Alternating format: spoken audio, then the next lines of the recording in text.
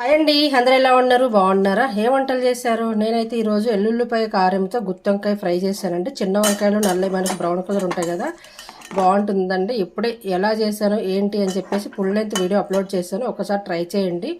చాలా బాగుంది. మంచి ఎల్లిపాయలు వేసేసి చక్కగా మంచి అసలు ఫుల్ ఫ్లేవర్ చాలా బాగుంది. ఎల్లిపాయలతో చెప్పనక్కర్లేదు మనకు ఆ టేస్ట్ ఎలా ఉంటుందో, హెల్త్కి ఎంత మంచిదో కదా. దానికి కాంబినేషన్ ఇంకోటి ఉండాలి కదా, సాంబార్ అయినా రసం అని ఏదైనా.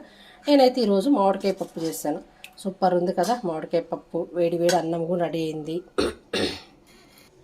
వేడి వేడి అన్నం కూడా రెడీ అయింది. వేడి వేడి అన్నంలో మామిడికాయ పప్పు వేసుకొని ఆ వంకాయ ఫ్రై చేసుకొని తింటే అద్దరిపోతుంది. అన్నీ అయిపోయినాక లాస్ట్లో మనకు పెరుగు కావాలి కదా, గట్టి పెరుగు, చక్కటి పెరుగు, వంకాయ ఎల్లిపాయ కారం ఫ్రై, మామిడికాయ పప్పు, వేడి వేడి అన్నము. ఈరోజు మాది లంచ్ అయిపోయిందా మీది? మేమైతే ఇప్పుడు తినాలి, అన్నీ రెడీ అయిపోయినాయి.